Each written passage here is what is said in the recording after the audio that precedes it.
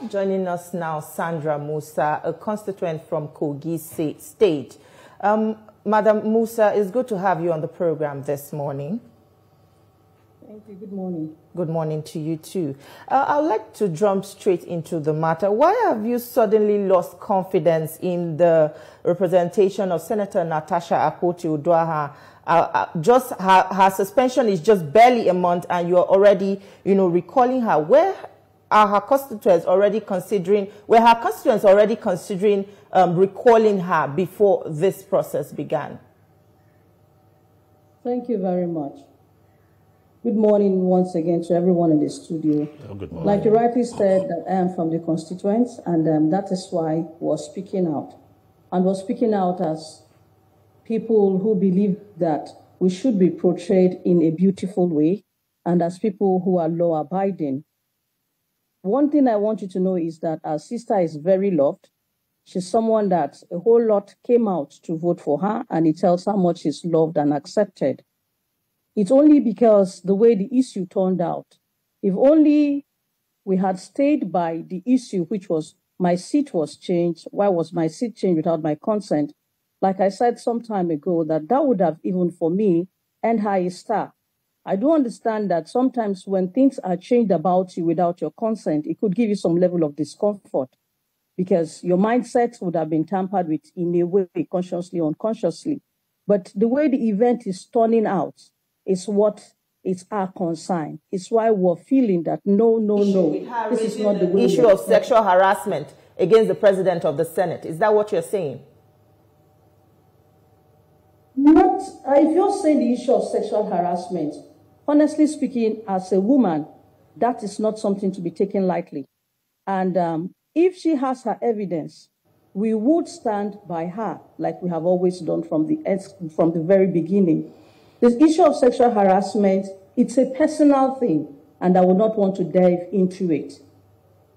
Now, Sandra, Sandra, if I got you right, you said if she had remained with the issue of you changed my seat, that would have earned her a lot of commendations, but that the way other things panned out. Now, what we're asking is, the other things that panned out was immediately after the issue of seat allocation, it was the allegation of sexual harassment. So this recall process is a fallout. Is it a fallout of what she's saying about sexual harassment? Probably you felt embarrassed that she's making those allegations.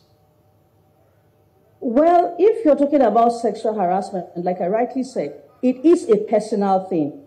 And we do believe that a whole lot needs to be brought to bear for us to even discuss about that, which for us and for me personally, those things we're expecting, we haven't seen. And so I'm not ready to go into that aspect. It is a personal issue, and I will actually want to leave it personal. Someone can't be crying that my head is paining me, and you say, why is she saying my head is paining me? Or she should tell you to what extent her head is paining her. It is her personal thing, and so she has a right for that. We are concerned about the fact that her not being in Senate for the next 6 months is equivalent to 1 year. It's also going to deprive us of good governance. It's also going to deprive us of our voice being heard in the Senate. We also want a situation where we could get our part of the dividends of democracy. And so we need a representative. That is where our concerns lies. All right. This suspension for 6 months is something that is hitting us bad. Yes. There are viral videos that suggest that people who signed this petition for her recall were financially induced. Also, the allegation that some of the signatures were also forged. Are you ready to defend these signatures? Because INEC will also verify them before a referendum is done. Well, I think you would leave that for the INEC to decide. I am not working with INEC. As the constituency ready to follow it through? That's my question. Definitely. When it was presented yesterday to INEC, we actually pleaded that INEC go through the ideal process. We are not against INEC doing their job. We are not INEC officials, and so we cannot stand in there where we cannot stop them. We have done our part. They should do their part. Okay, Sandra, just one from me.